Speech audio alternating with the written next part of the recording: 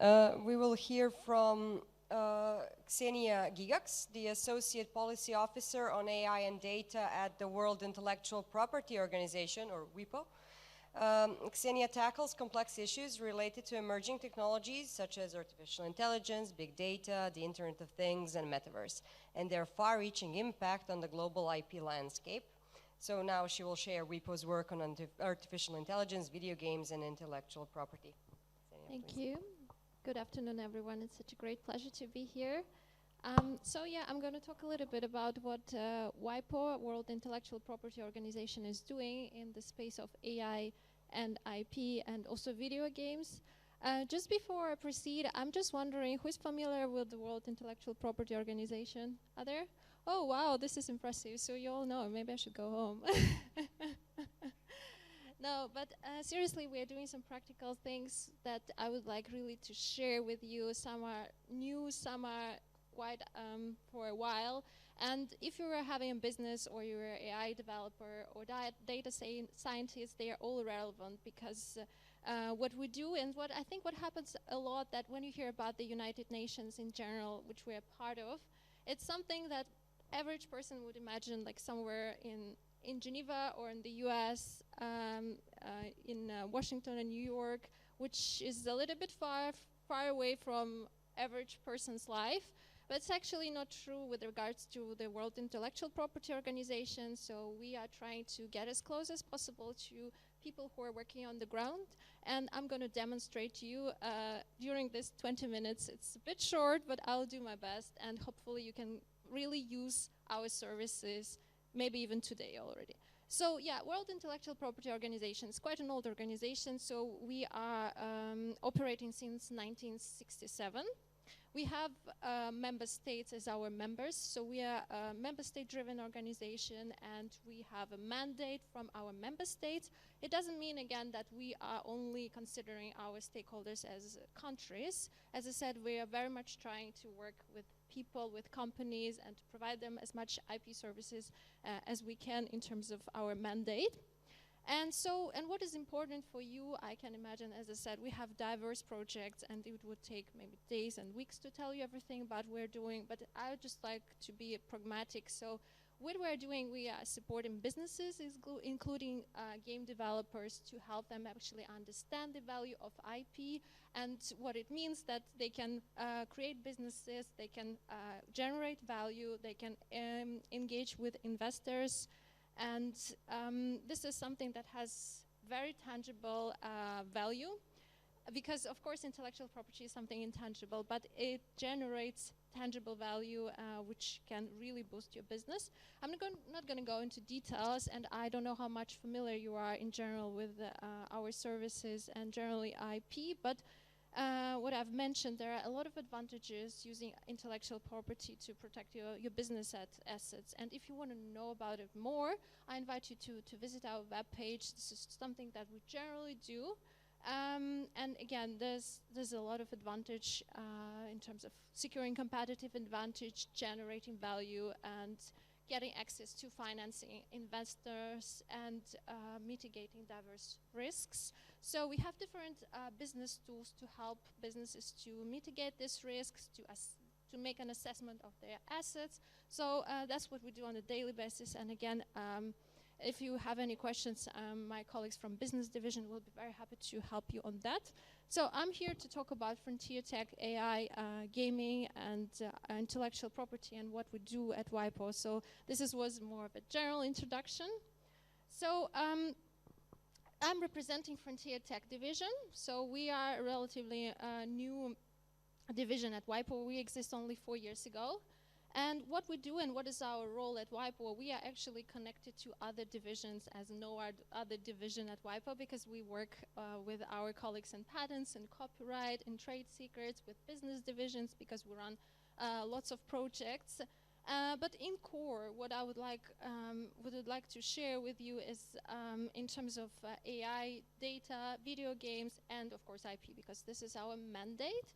So we are raising awareness of new technologies and the importance of IP, because of course new technologies, they develop very fast.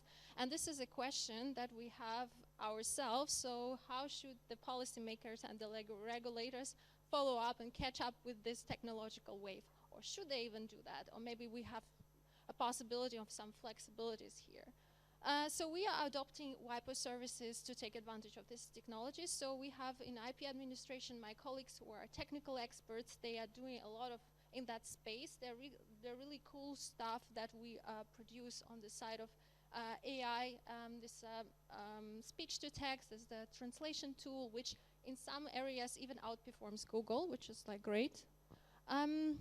Then we also have something that is called WIPO Conversation. So we provide a forum for member states, and not just member states, but also a wider audience to engage on the questions of AI and IP.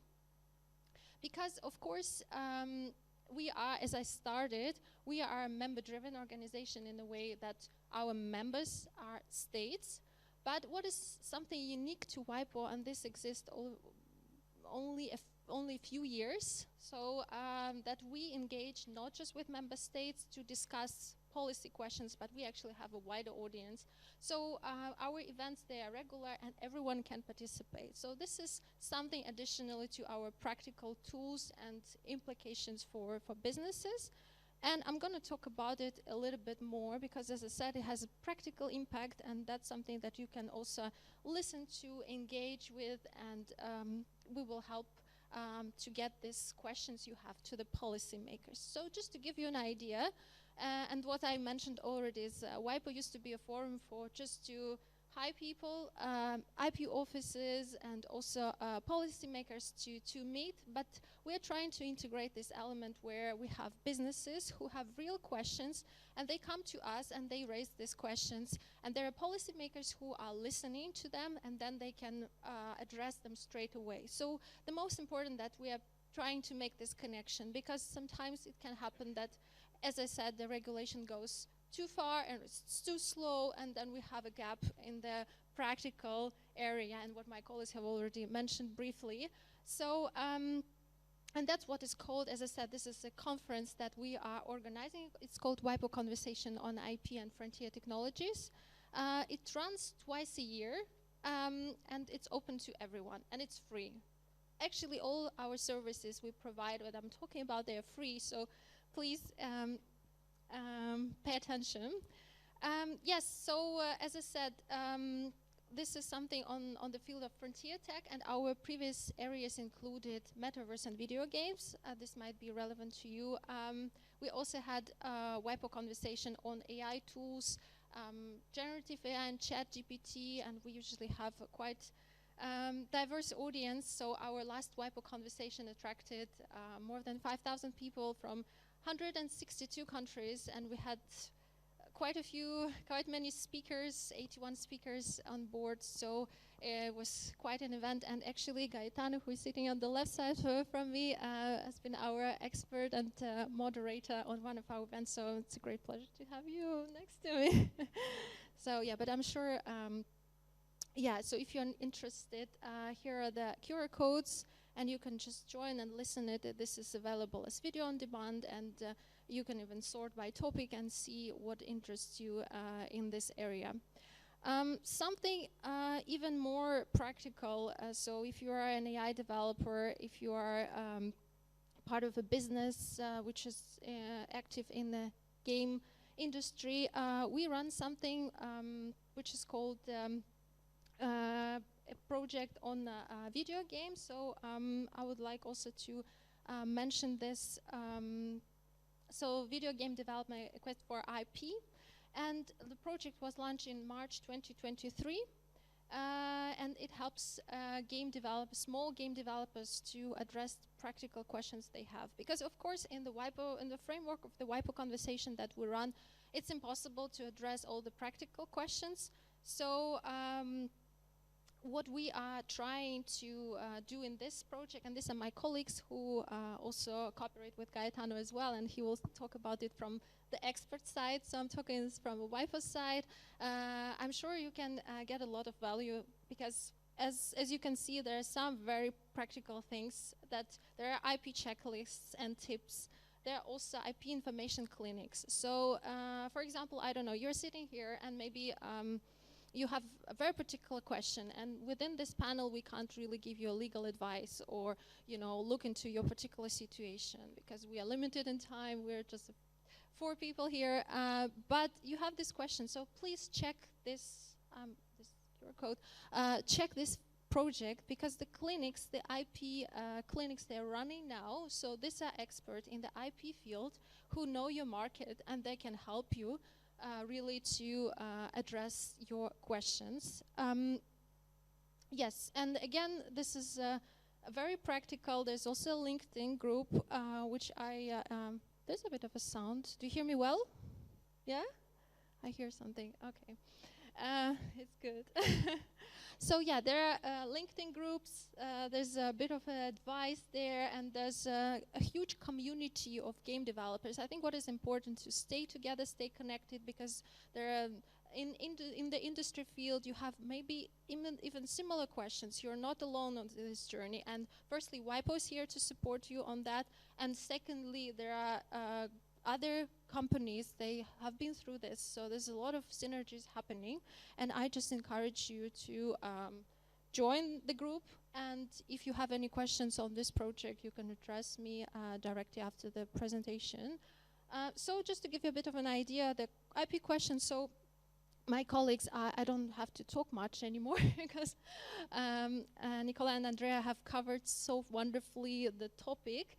And of course, we at WIPO will look holistically on different jurisdictions, and the approaches can vary. But again, what they have highlighted, and we generally have these topics also trying to cover it in our events. So again, what they've mentioned. So the many IP questions in the video game industry, which are related to AI. So one of them, of course, it's if we talk about AI tools used in game development. So this questions of copyright challenges if we're dealing with training AI models on existing data sets, procedural issues with regard to content generation and non-player characters. So this is, again, as my colleagues addressed, the questions of authorship and originality, personality rights and privacy issues. Of course, we need to be mindful whether we want to include any celebrities in the game. So this can really have an impact.